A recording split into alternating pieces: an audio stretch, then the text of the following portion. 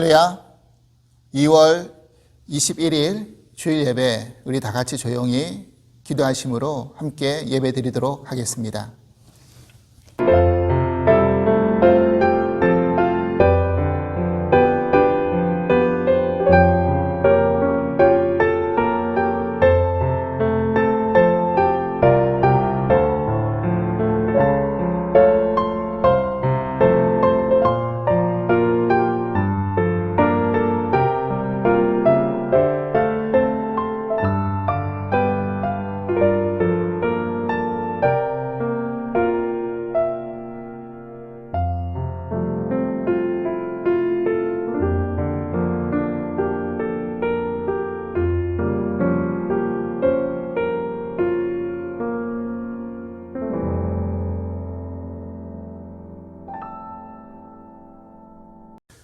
주께서 공고한 백성은 구원하시고 교만한 눈은 낮추시리이다.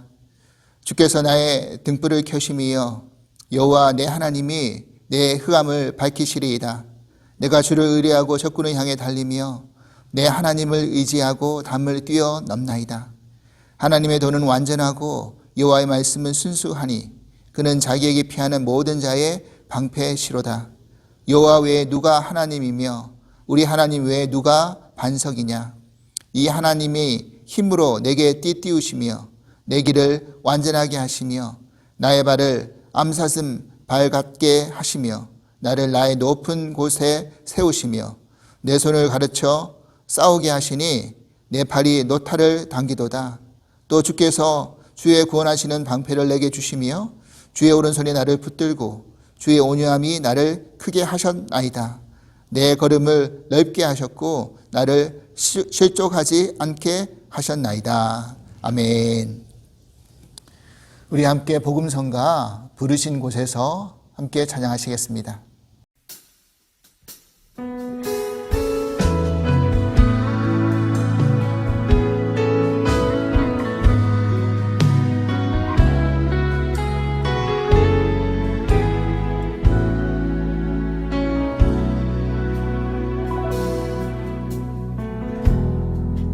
따스한 성령님 마음으로 보내 내 몸을 감싸며 주어지는 평안한 만족감을 느끼네.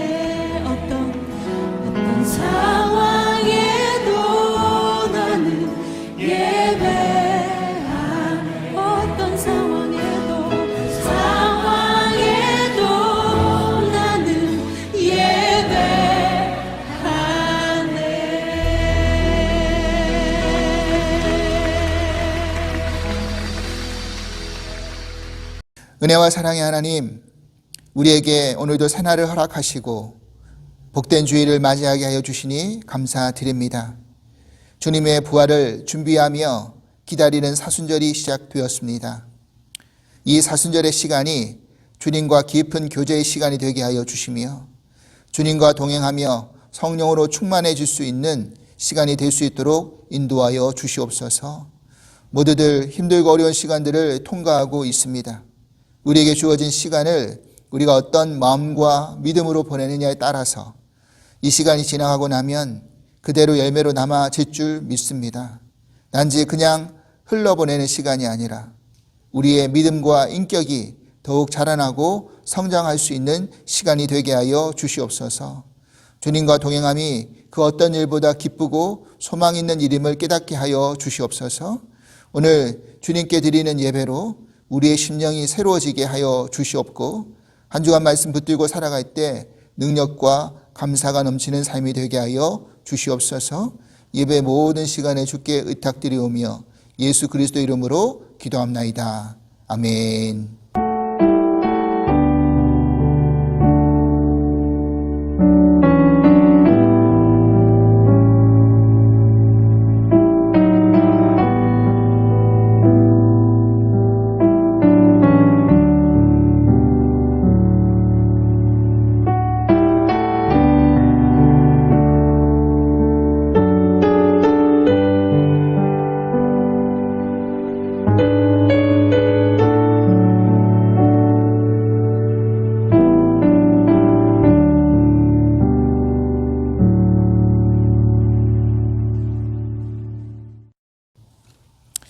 오늘 우리에게 주신 하나님 말씀은 역대상 4장 9절로 10절 말씀입니다. 역대상 4장 9절로 10절 말씀. 우리 같이 한 목소리로 함께 봉독하도록 하겠습니다. 야베스는 그의 형제보다 귀중한 자라. 그의 어머니가 이름하여 이르되 야베스라 하였으니 이는 내가 수고로이 낳았다 함이었더라. 야베스가 이스라엘 하나님께 아뢰어 이르되 주께서 내게 복을 주시려거든 나의 지역을 넓히시고 주의 손으로 나를 도우사 나로 환난을 벗어나 내게 근심이 없게 하옵소서 하였더니 하나님이 그가 구하는 것을 허락하셨더라. 아멘. 샬롬. 주사랑 가족 여러분, 복된 주일입니다. 한 주간도 또 평안히 잘 지내셨습니까? 우리 지난 수요일부터 시작으로 사순절이 이제 시작이 되었습니다. 올해 사순절은 특별히 우리가 더 하나님과 깊은 교제가 있는 그런 시간이 되었으면 좋겠습니다.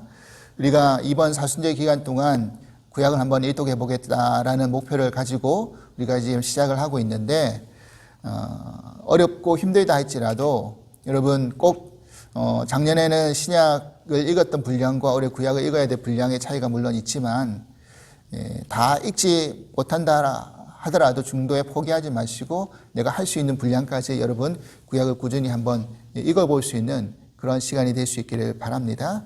이번 사순절이 정말 하나님과 깊은 교제로 성령으로 충만해서 우리 부활의 아침에 주님을 기쁨으로 맞이하고 준비할 수 있는 그런 귀한 시간의 사순절이 될 수 있기를 간절히 기도를 드립니다. 오늘은 이렇게 기도하게 하셔서 네 번째 시간인데 야베스의 기도, 특별히 우리가 아무것도 할 수 없을 때 어떻게 기도해야 될까라는 말씀의 제목으로 함께 은혜를 나누고 싶습니다. 이제 성경을 이제 통독하다 보면요, 우리가 어느 부분에서는 좀 막히는 부분이 아마 생기시리라고 생각이 듭니다. 다름 아니라 그 말이 그 말 같고 읽어도 진도가 나가지 않고 또 무슨 말인지도 몰라서 정말 한 장 한 장 넘기기가 정말 곤욕스러운 그런 부분들이 성경에 몇 군데가 있죠. 그 대표적인 것이 바로 레위기입니다. 레위기는 여러 가지 제사법이 계속 반복되어서 그 제사가 그 제사인 것 같고 구분도 잘 되지도 않고 특별히 그 레위기의 선 이해 없이 레위기를 읽다 보면 전혀 감이 잡히지 않아서 어려울 수가 있겠죠. 그래서 레위기를 참 읽기 어려워하는 분들이 좀 많이 계십니다. 그리고 또 성경에 그런 비슷한 부분들이 또 하나 있는데 그게 뭐냐면 바로 역대상이죠. 역대상. 특별히 1장부터 9장까지는 역대상에 족보 이야기가 쭉 펼쳐집니다. 그런데 뭐 우리가 알고 있는 사람의 이름이 많이 등장하는 것도 아니고 사실 이 족보에 500명이라는 이름이 등장하는데 500명 가량의 이름이 등장하는데 그 중에서 창세기에 언급되어 있는 인물들 외에는 거의 모르는 이름들이 대부분이죠.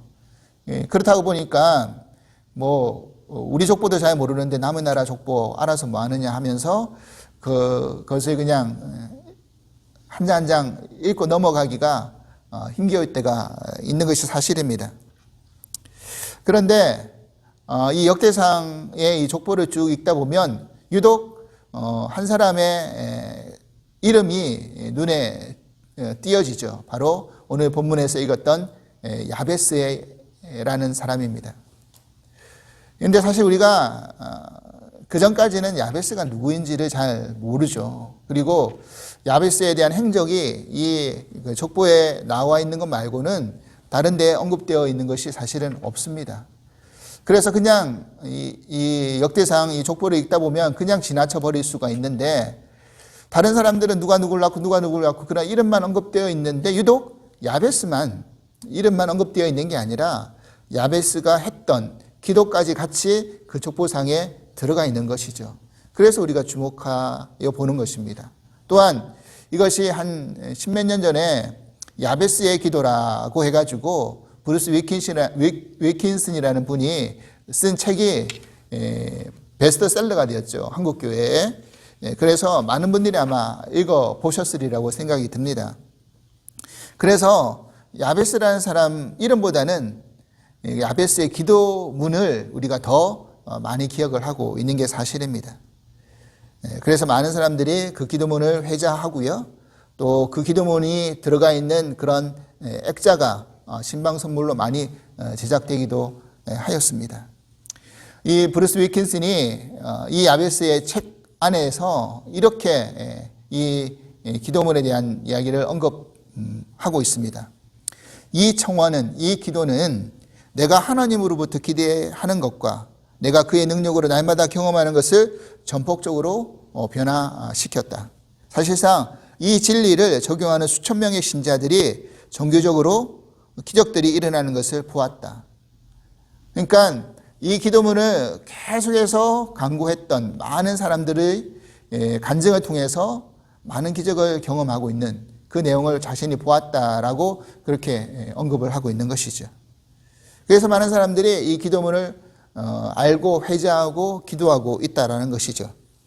그런데 어떤 면으로 보면 너무 기복적인 것을 강조하고 있지 않느냐라고 해가지고 그 반대급부로 야베스의 기도를 하지 말자라는 비평적인 책이 또 나오기도 했습니다.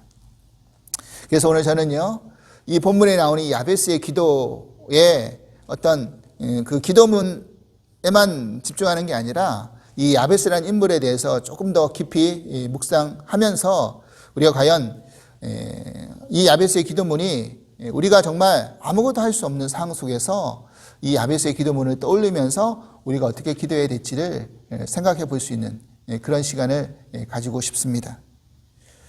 그러면 야베스는 누구냐? 야베스는요, 일단은 다윗 혈통 가운데 유다 지파에 속했던 사람입니다. 그런데 그 유다 지파 안에서도 어떤 유력한 가문의 줄기에는 들어가지는 못했어요. 왜냐하면 역대상 1장부터 3장까지 그런 왕족의 그런 족보들이 쭉 등장하는데 거기에는 그 이름이 끼어 있지 않죠.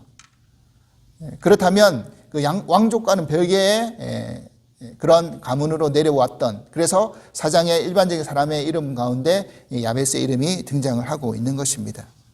근데 우리가 이 야베스를 주목해야 될 것은 9절 후반절 내용이죠. 그의 어미가 이름하여 야베스라 하였으니 이는 내가 수고로이 낳았다 함이었더라 라는 구절입니다. 다시 말해서 두 가지인데, 일단 야베스 이름의 의미가 고통을 주다, 괴롭게 하다, 슬프게 하다, 이런 의미가 있습니다. 그리고 또 하나 우리가 생각해 봐야 될 것은 뭐냐면 이 이름을 아버지가 아니라 어미가, 그 어머니가 그 이름을 지었다. 내가 수고로이 낳았다. 그래서 야베스라라는 이름을 지었다. 이렇게 이야기해 주고 있죠. 여러분, 이 이름이라는 것이 사실은 그 사람의 정체성을 대변할 때가 많이 있죠. 우리가 성경에 있다 보면 그 이름에 대해서 그 의미들을 우리가 쭉 이야기할 때가 많은데, 특별히 그 룻기에 보면 나오미의 두 아들이 있었습니다. 말론하고 기럯이 있었죠. 말론하고 기럯이 있었는데, 그 말론이라는 아들의 이름의 뜻이 뭐냐면 병약하다라는 그런 이름의 뜻이 있습니다. 기럯은 수척해지다. 그러니까 우리가 보통 그 아이가 태어날 때 이름을 정해주는 경우도 많지만, 그 아이가 성장해 나가면서 이름이 정해지는 경우도 있겠죠. 그러니까 이 아이들이 성장해 가면서 굉장히 병약하고 수척해지는 그런 아이들이었던 것 같아요. 이름의 의미에 따라서. 그래서 아니나 다를까 이 두 아들들이 젊은 나이에 일찍 세상을 떠나게 되죠. 이름처럼 말입니다. 우리가 알고 있는 솔로몬이라는 이름은 평화라는 그런 의미가 있습니다. 그래서 그 이름처럼 그 왕은 그 제위기간 동안 한 번도 전쟁에 참여하지 않았던 그런 첫 번째 왕이 되기도 하였습니다. 이처럼 이름이라는 것이 그 사람의 정체성과 운명을 따라가는 경우가 참 많다라는 것을 알 수가 있습니다. 여러분, 한국 이름 가운데도요, 자기 이름 때문에 참 놀림을 받는 경우들이 많은 경우가 있잖아요. 이름의 의미가 또 따로 있지만 그 이름 자체 때문에 놀림받는 경우가 있습니다. 예전에 제가 알고 있는 어떤 분은 이름이 정신이었는데요. 이게 뭐 그 이름의 어떤 의미가 뭐 크게 놀림받을 수 있는 게 뭐가 있느냐라고 생각이 들지만, 한 번은 이런 경우가 있었다고 합니다. 예전에는 지금처럼 셀폰이 없을 때 집에 집 전화로 친구들이 전화 올 때가 많지 않습니까? 하필이면 그때 이 정신이가 없었던 거예요. 그래서 서로 주고받는 대화의 내용이 이렇습니다. 전화를 했는데, 여보세요, 정신이 있습니까? 그러니까 그 어머니가 전화를 받으면서 정신이 없는데, 정신이 언제 들어오는데요? 언제 나갔는지 모르겠는데 언제 들어올지도 몰라. 이랬다는 겁니다. 그러니까 이 전화의 내용을 어떤 이름이라는 것을 연관시키지 않고 그냥 제3자 입장에서 그냥 지나가다 우연히 들으면 얼마나 웃깁니까? 정신이 있습니까? 정신이 없다. 언제 들어옵니까? 언제 나갔는지 모르지만 언제 들어올지도 모르겠다. 얼마나 웃깁니까? 그렇죠? 그렇다라는 겁니다. 또 이런 이름이 있습니다. 이제 안덕기라는 그런 이름을 가진 사람이 있었답니다. 근데 이 친구가 경상도 친구인데 군대에 가가지고 한 번은 이런 경우가 있었습니다. 관등성명을 물은 겁니다. 네 이름 뭐냐? 그러니까 안덕기입니다. 이랬던 거죠. 여러분, 경상도 발음 가운데 어하고 어가 으 발음으로 날 때가 많잖아요. 그래서 안덕기입니다라고 해야 되는 거를 안덕기입니다. 안덕기입니다. 저도 경상도 사람이라서 그렇게 종종 발음하기도 하는데 안덕기입니다 그런 거예요. 그러니까 이 선임병이 화가 나는 거죠. 지금 내가 말하는 거 다 듣고 있으면서 뭘 안 듣는다는 거야. 안 듣고 있다라는 거야. 안 듣긴다는 거야 하면서 심하게 맞았다라는 겁니다. 장난치는 줄 알고요. 자기는 자기 이름을 말한 건데 안 듣긴다고. 안 듣긴데. 안 듣깁니다. 안 듣깁니다. 그죠? 그러니까 이 이름 때문에 웃지 못할 에피소드, 또 슬픈 그런 사연들이 우리가 종종 들려지기도 한다는 것입니다. 그래서 이 이름이 그 사람의 정체성을 대변하고요. 또 때로는 운명을 나타낼 때가 있는데, 이 야베스라는 이름이 이 고통을 주다, 고통이라는 이름을 가지고 있다라는 그 의미로 우리가 생각해 볼 때, 그 야베스의 어떤 처해져 있는 환경이 어땠는지를 미루어 추측해 볼 수 있다는 거죠. 어머니가 수고를 낳았다, 굉장히 난산을 통해서 낳았기 때문에 정말 슬픔을 주고 고통을 주는 그런 이름이 될 수도 있었을 것이고요. 그리고 그 아버지가 이름을 지어준 것이 아니라 어머니가 이름을 지어준 것으로 보아서 아버지가 없이 태어나지는 않았을까라는 추측을 해볼 수도 있다라는 사실입니다. 그러면 굉장히 뭐 요즘은 의료시설이 발달되었기 때문에 난산으로 나온 아이들은 그냥 어떻게든지 아이가 정상적으로 태어나는 경우도 많지만, 예전에는 그렇지도 않았을 거 아닙니까? 그러면 난산으로 나왔을 때 이 아이가 혹시나 잘못되어서 장애를 입고 태어날 수도 있거든요. 그러니까 그런 경우일 수도 있을 것이고요. 아니면 아버지가 없이 태어났기 때문에 굉장히 고통받고 있는 그런 상황에 처해질 수도 있었을 거라는 사실입니다. 그래서 그 어머니가 이 아이를 낳았을 때 이 아이를 보면서 아이고 너를 보니 이제 고생문이 훤히 열렸겠구나, 이런 생각을 가지고 슬픔을 주다, 고통을 주다, 이런 의미를 가진 야베스라고 이름을 지어줬는 줄 모른다는 사실입니다. 여러분, 이런 것처럼 우리가 어떻게 할 수 없는 불가항력적인 그런 고통이 찾아올 때 우리는 때로는 정말 무기력함에 빠져버릴 수 있다는 사실입니다. 아버지가 없이 태어난 고통, 또 몸이 정상적이지 않은 모습으로 태어났을 때 당하는 고통, 그리고 아비가 없음으로 생겨지는 그런 경제적인 궁핍으로 오는 고통, 이런 고통의 문제들이 계속 이어지다 보면 우리가 어떻게 되어진다는 겁니까? 아무것도 할 수 없게 되어질 때가 있다라는 것이죠. 나는 아무것도 할 수 없는 존재, 자신감도 잃어버리고 자신의 인생의 시간을 낭비하면서 살아갈 수가 있다라는 겁니다. 그런데 여기서 우리가 주목해서 봐야 될 성경 부분이 있다라는 겁니다. 그게 뭐냐면 야베스가 어떤 사람이었다라고 언급하고 있습니까? 형제들보다 존귀한 자다. 이 말인즉슨 어머니가 이 아이를 낳을 때 정말 수고로이 낳았기 때문에 형제들보다 존귀하다라고 생각해 볼 수도 있겠지만, 그렇다면 그 어미가 이름을 구태여 야베스라고 지어주지는 않았겠죠. 그러면 우리가 어떻게 이 의미를 해석해 볼 수 있느냐, 접근해 볼 수 있느냐? 다시 말해서 이 어머니가 정말 낳을 때 수고로이 힘들게 고통을 주면서 이 고통 가운데 이 아이가 태어났지만, 그 상황 속에서 이 야베스가 이 고통의 상황을 넘어서서 형제들 가운데 존귀한 자가 되었다라는 것을 생각해 볼 수 있다라는 것입니다. 그리고 그렇게 귀중한 자, 존귀한 자가 될 수 있었던 이유는 무엇이었을까라고 우리가 생각해 보면 바로 야베스가 했던 이 기도문에서 힌트를 얻을 수 있다라는 사실입니다. 그래서 오늘 이 야베스의 기도를 통해서 우리가 얻을 수 있는 교훈이 무엇인지를 한번 생각해 보기 원합니다. 첫 번째로요, 우리가 아무것도 할 수 없을 때라도 기도는 할 수 있다라는 사실입니다. 나는 할 수 없지만 하나님은 할 수 있다라는 사실입니다. 고통 가운데 우리는 하나님을 찾고 붙들어야 된다는 사실이죠. 어릴 적에 제가 한국에서 TV 속에서 광고를 보았는데 아직까지 기억에 남는 광고 카피가 몇 가지가 있습니다. 그 중에 대표적인 게 뭐냐면요, 결론은 버킹엄이라는 광고 카피입니다. 여러분 아마 한 번쯤은 들어보셨을 거예요. 결론은 버킹엄. 이게 양복 광고거든요. 그러니까 뭐 아무리 양복, 좋은 양복 다 여러분들이 찾아다닌다 할지라도 결론은 버킹엄밖에 없습니다라는 거잖아요. 가장 좋은 양복은 바로 버킹엄이다라는 그런 의미에서 광고 카피를 낸 거 아닙니까? 이게 사람들 머리에 아주 각인되는 겁니다. 그래, 결론은 버킹엄밖에 없어. 버킹엄을 사자. 이렇게 된다는 거죠. 그 카피 때문에. 여러분, 우리가 신앙생활을 하다 보면 어려움을 겪을 때, 힘든 일이 지나갈 때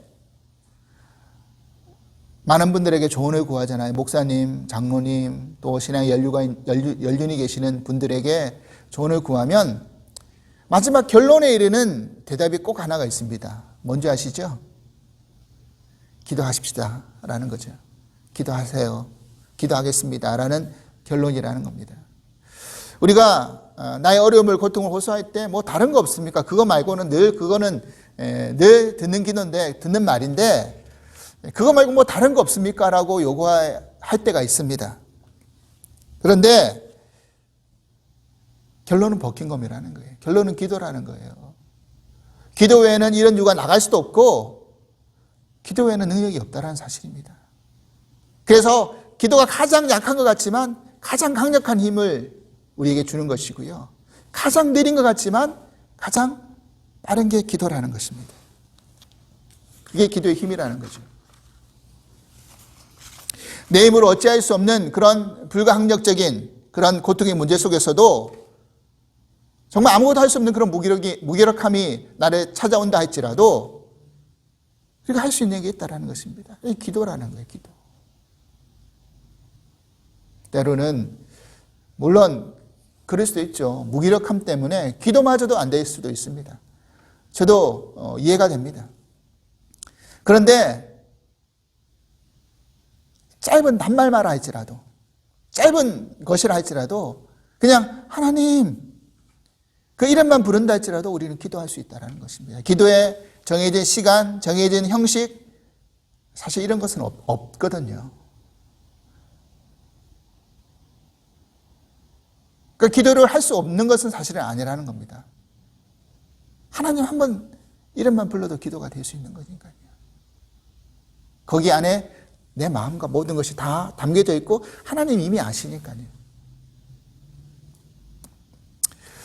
우리가 지금 코로나 이 바이러스의 상황을 겪으면서 함께 예배 드리지 못한 지가 이제 거의 1년이 다 되어 갑니다. 지난 작년 3월 말경부터 우리가 예배를 드리지 못했죠. 함께 모여서.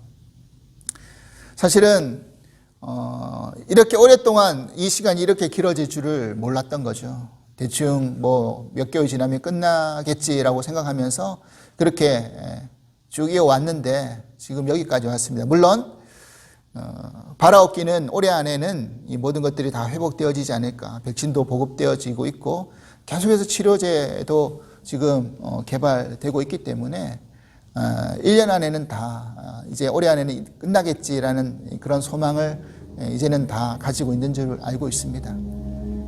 그런데 지난 1년에 쭉 돌이켜보면 사실은 처음에는 정말 할 수 있는 게 없었어요. 모여서 예배 드릴 수도 없고 기도할 수도 없고 말씀을 공부할 수도 없고. 근데 아무것도 할 수 없다고 할지라도 할 수 있는 게 있죠. 뭡니까? 기도였습니다. 기도. 그죠? 기도는 할 수 있다는 것입니다. 그리고 할 수 있는 것을 또 찾아내는 거죠. 야베스는요, 기도만 하고 다른 어떤 행동도 취하지 않았다. 그렇게 말씀드리고 싶지는 않습니다. 그가 존귀한 자라고 귀중한 자라고 인정받을 수 있었던 것도 그의 삶의 태도가 기도뿐만 아니라 그것을 극복하고자 하는 분명한 다른 노력도 있었을 것이라고 생각이 됩니다.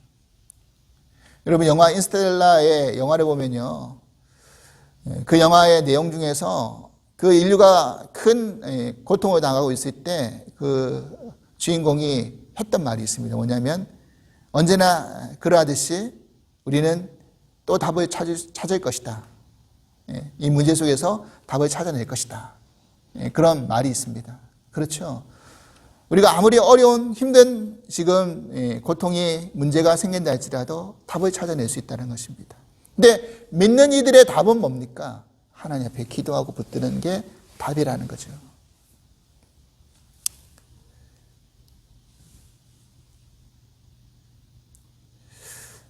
저는 기도가 결론이라고 말씀드리고자 하지만 핵심은 기도지만 기도만 하고 손 놓고 있으라는 말이 아니라 기도가 출발이라는 이야기를 하고 있는 것입니다. 내가 바꿀 수 없는 부분에 집중하고 낙심할 게 아니라 내가 할 수 있는 부분을 시작하는 거죠. 여러분, 특별히 우리 같은 이런 작은 교회, 성교교회, 이런 개척교회 같은 경우에는 사실은 더 큰 타격이 찾아올 수밖에 없습니다. 이런 상황 속에서 무슨 전도가 되겠으며 성장을 이루어 나갈 수 있겠습니까? 우리가 지원받고 있는 그 부분도 이제 6개월 뒤면 또 어떻게 될지 모르죠. 연장이 되었지만.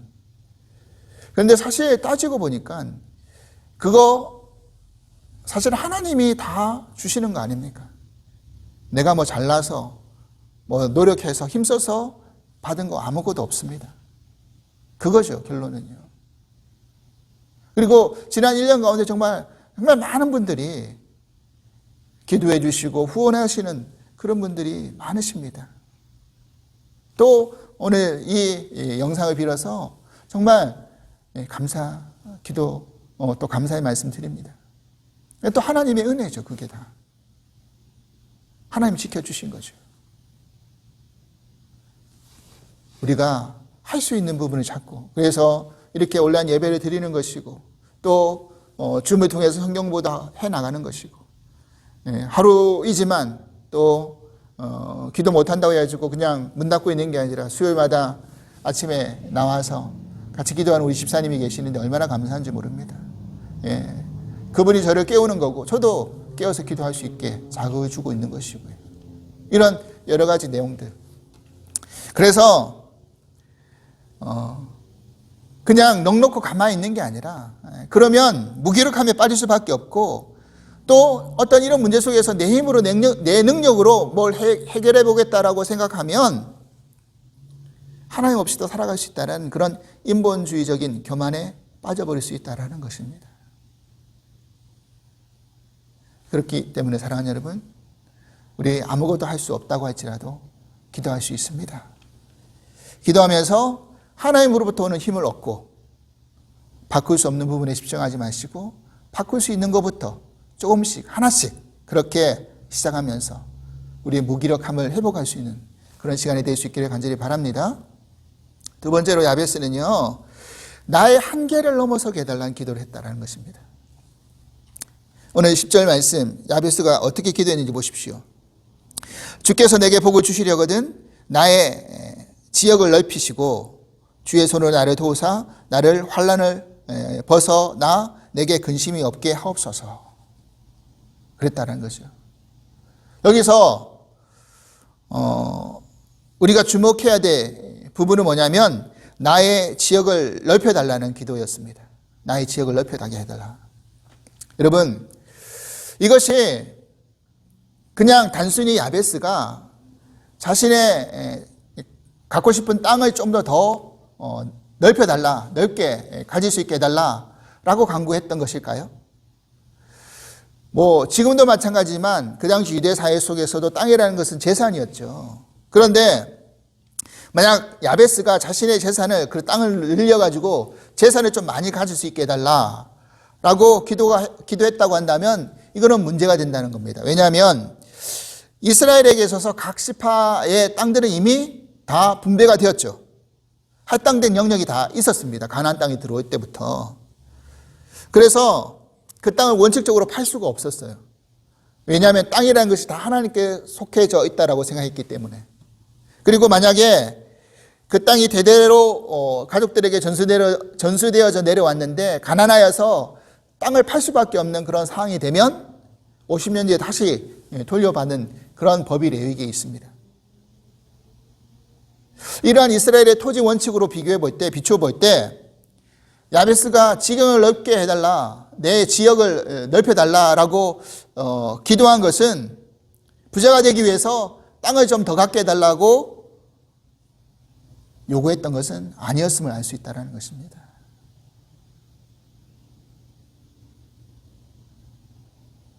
그냥 그가 만약 그렇게 하나님 뜻을 어기고 자기의 유익을 위해서 기도했다고 한다면 백성들, 그 형제들에게 귀중한 자라고 그렇게 여김을 받을 수가 없었겠죠. 왜냐하면 하나님의 율법을 어긴 사람이 규정을 받을 수가 없기 때문에, 존경을 받을 수 없기 때문에 그렇습니다. 그러면 야베스는 이 지역을 넓히게 해달라라고 했던 이 기도의 마음 가운데 품어져 있는 그 숨은 뜻이 무엇이었을까요? 이것은 뒷부분에 나오는 환난을 벗어나 근심이 없게 해달라는 이 내용과 같이 연결해서 이렇게 생각해 볼 수 있다는 것입니다. 자기가 고통 가운데 막혀있는 그 한계의 영역이 있다는 거, 우리도 그런 게 있지 않습니까? 한계의 상황이 있다는 것입니다. 이 한계의 영역, 이 지경, 이 지역을 벗어나게 해달라, 넘어서게 해달라, 이 기도를 야베스가 했다라는 사실입니다. 우리 태국의 코끼리 훈련으로 그렇게 유명한 곳인데 그 어릴 때 훈련을 어떻게 시키는가 보면요, 사육을 어떻게 하는가 보면 어릴 때 코끼리의 다리에다 체인을 묶어 놓죠. 그러면 이 어린 코끼리가 그것을 벗어나기 위해서 애쓰다가 그 체인에 힘을 못 이겨가지고 포기를 하게 되죠. 근데 나중에 다 크면 그 체인을 끊을 수 있는 충분한 힘이 있음에도 불구하고 이 큰 코끼리가 그 체인을 끊으려고 하지 않는다는 겁니다. 왜? 어릴 때 당한 고통과 한계에 막혀 있었기 때문에 그렇습니다. 그렇죠. 여러분, 우리도 우리의 한계가 어디까지인지를 대충 알고 있습니다. 그리고 그 한계를 경험하게 되면 더 이상 넘어서려고 하는 시도를 하지 않을 때가 있습니다. 아, 나는 여기까지야. 나는 더 이상은 안 돼. 더 이상은 넘어설 수 없어. 물론 그렇습니다. 야베스도 분명 그것을 알았죠. 그런데 나는 넘어설 수 없지만, 나는 안 되지만 누구를 통해서요? 하나님을 의지해서 하나님이 나를 그 환경을 넘어설 수 있게 해달라. 한계를 넘어설 수 있게 해달라. 그렇게 기도하는 것이죠. 시편 18편 27절에서 29절 말씀 보십시오. 주께서 공고한 백성은 구원하시고 교만한 눈은 낮추시리이다. 주께서 나의 등불을 켜심이여 여호와 내 하나님이 내 흑암을 밝히시리이다. 내가 주를 의뢰하고 적군을 향해 달리며 내 하나님을 의지하고 담을 뛰어넘나이다. 아멘입니다. 내 하나님을 의지하고 담을 뛰어넘나이다. 가로막고 있는 이 벽 한계상을 뛰어넘는 것이죠. 하나님이 이 기도를 들어주셨다는 사실입니다. 사랑하는 여러분, 우리에게 분명한 한계가 있습니다. 인정합니다. 그런데 그 한계 때문에 나는 아무것도 할 수 없어. 더 이상 못 넘어가. 라고 포기하고 그냥 낙심하고 그냥 그 자리에 주저앉아 있는 게 아니라 하나님이 나를 붙들고 하나님을 의지하여서 이 담을 뛰어넘게 해달라고 기도할 수 있는 저와 여러분이 될 수 있기를 간절히 기도합니다. 마지막으로 세 번째, 하나님의 손이 나를 환난으로부터 벗어날 수 있게 해달라고 기도해야 된다는 것입니다. 야베스는 이 기도를 했다는 것이죠. 야베스는 하나님 손이 나와 함께 해달라는 기도를 했어요. 성경에서 하나님의 손이라는 이 표현이 등장할 때는 다 능력, 하나님의 능력하고 같이 연관이 되어 있습니다. 연결이 되어 있습니다. 그래서 하나님 손이 함께하는 경우 주님의 구원과 같이 연결해서 생각해 보는 경우가 많이 있습니다. 예를 들어서 이스라엘 백성들이 홍해를 건널 때 요단강을 건너 마른 땅으로 건너갈 때 마찬가지입니다. 그래서 이 여호와의 손이 백성들을 통해서 하나님이 너와 함께하고 있다는 것, 그리고 여호와를 항상 경외해야 된다는 것을 깨닫게 해주기 위해서 그의 손이 등장하고 있는 것이죠. 여호수아 4장 24절에 보면 이런 말씀이 있습니다. 이는 땅의 모든 백성에게 여호와의 손이 강하신 것을 알게 하며 너희가 너희 하나님 여호와를 항상 경외하게 하려 하심이라 하라. 그죠? 하나님 손이 강하시고 땅의 모든 족속들이, 백성들이 하나님을 경외하게 하기 위해서 하나님의 강하신 능력의 손을 펼치시는 것이죠. 여러분, 야베스는요, 지금 무슨 기도를 하고 있는지 가만히 보십시오. 하나님의 그 손이 나를 환난에서 벗어날 수 있게 해달라고 했습니다. 이 말은 내가 환난을 없게 해달라고 했던 기도가 아니라는 거예요. 환난이 없을 수가 없어요. 우리가 살다 보면 어느도 예외 없는 사람이 없습니다. 환난을 누구나 다 크건 작건 간에 다 경험하게 돼 있죠. 그리고 특별히 이런 코로나 바이러스 같은 상황 속에서는 누구나 예외 없이 다, 그죠? 어려움을 겪는 겁니다. 그래서 우리가 기도할 때 하나님 나에게는 전혀 환난을 당하지 않게 해달라, 환난을 얻게 해달라라고 기도하는 게 아니라 환난이 있는 것을 인정하지만 환난이 나에게 닥쳐올 때 그 환난에서 벗어날 수 있게 해달라. 하나님의 손을, 강하신 능력의 손이 벗어날 수 있게 해달라. 다시 말해서 그 하나님의 손을 붙들고 내가 그 환난을 다스릴 수 있게 해달라, 주관할 수 있게 해달라라는 기도를 하는 것이죠. 이 기도가 중요하다는 것입니다. 환난을 만나도 내가 주의 손을 붙들고 있으면, 주의 손이 나와 함께하고 있으면, 그 능력의 손이 나를 손 내밀고 있으면 나를 건져내실 것이고 이 모든 것을 다스릴 수 있고 주관할 수 있다라는 믿음인 것이죠. 제가 좋아하는 시편 구절 가운데 139편 1절에서 10절 말씀 제가 한번 읽어보겠습니다. 여호와여, 주께서 나를 살펴보셨으므로 나를 아시나이다. 주께서 내가 앉고 일어섬을 아시고 멀리서도 나의 생각을 밝히 아시오며 나의 모든 길과 내가 눕는 것을 살펴보셨으므로 나의 모든 행위를 익히 아시오니 여호와여, 내 혀의 말을 알지 못하시는 것이 하나도 없으시니이다. 주께서 나의 앞뒤를 둘러싸시고 내게 안수하셨나이다. 이 지식이 내게 너무 기하니 높아서 내가 능히 미치지 못하나이다. 내가 주의 영을 떠나 어디로 가며 주의 앞에서 어디로 피하리까? 내가 하늘에 올라갈지라도 거기 계시며 수월에 내 자리를 펼지라도 거기 계시니이다. 내가 새벽 날개를 치며 바다 끝에 가서 거주할지라도 거기서도 주의 손이 나를 인도하시며 주의 오른손이 나를 붙드시리이다. 거기서도 주의 손이 나를 인도하시고 나를 붙드신다. 할렐루야. 내가 어디 갈지라도 주의 손이 나를 붙들고 계신다는 것을 믿을 수 있기를 바랍니다. 나를 붙드시는 그의 주의 손을 의지하시고 이 고통 가운데 무력함에 빠져있는 우리를 다시 일으켜 세울 수 있는 그 능력의 손을 위해서 기도할 수 있기를 바랍니다. 사랑하는 여러분, 야베스는 정말 하나님 뜻에 맞는 기도를 했기 때문에 하나님이 그의 기도를 허락하셨다라고 성경에는 이야기해 주고 있죠. 그 하나님의 크나큰 구원을 경험했기 때문에 고통 가운데 빠져서 무기력함으로 나락으로 절망으로 포기할 수밖에 없었던 인생 속에서 오히려 형제들 가운데 존귀한 자로 귀중한 자로 여김을 받을 수 있었던 사람이 되었습니다. 그리고 그의 이름만 그냥 성경에서 스쳐 지나가는 이름으로 언급되어진 것이 아니라 그대에 그의 기도문이 남겨져서 계속해서 회자될 수 있게 해 주셨습니다.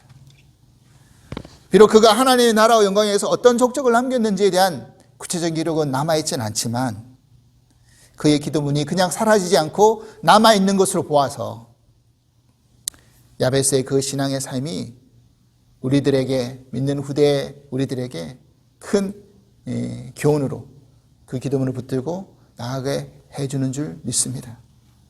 사랑하는 여러분, 이 고통과 어려운 가운데 아무것도 할 수 없다라고 손 놓고 포기하시는 분이 계십니까? 오늘 이 야베스의 기도를 다시 한번 떠올리시면서 우리 함께 기도할 수 있길 바랍니다. 기도로 그 능력을 체험하시고 또한 하나님을 의지하고 자신을 가로막고 있는 이 담을 뛰어넘어갈 수 있는 저와 여러분이 될 수 있기를 주님 이름으로 간절히 축원합니다. 하나님 아버지 감사합니다. 우리를 가로막고 있는 높은 산, 높은 벽, 높은 담이 있다 할지라도 주의 손을 붙들고 의지하고 그것을 넘어설 수 있기를 바랍니다. 하나님, 우리에게 정해져 있는 한계사항이 분명히 있습니다. 이 한계사항을 내 힘으로는 벗어날 수 없음을 고백합니다. 하지만 내 힘은 능력 없지만 하나님은 능력 있는 분이신 줄 믿습니다. 그 하나님이 이 한계사항을 넘어설 수 있게 해달라고, 하나님이 그것을 넘어설 수 있게 해주실 수 있는 분이라고 믿으며 간구할 수 있는 저희들이 되게 하여 주시옵소서. 아무것도 할 수 없을 때 우리는 기도할 수 있습니다. 오늘 이 어려운 이 코로나 바이러스의 시국 속에서 믿는 우리들이 모두 기도의 자리를 떠나지 않고 기도하며 이 시간들을 넘어설 수 있는 은혜 허락하여 주시옵소서. 감사하며 예수 그리스도의 이름으로 기도합나이다. 아멘. 우리 마지막 파송 찬송 찬송가 405장 주의 친절한 팔에 안기세 우리 함께 찬송하시겠습니다.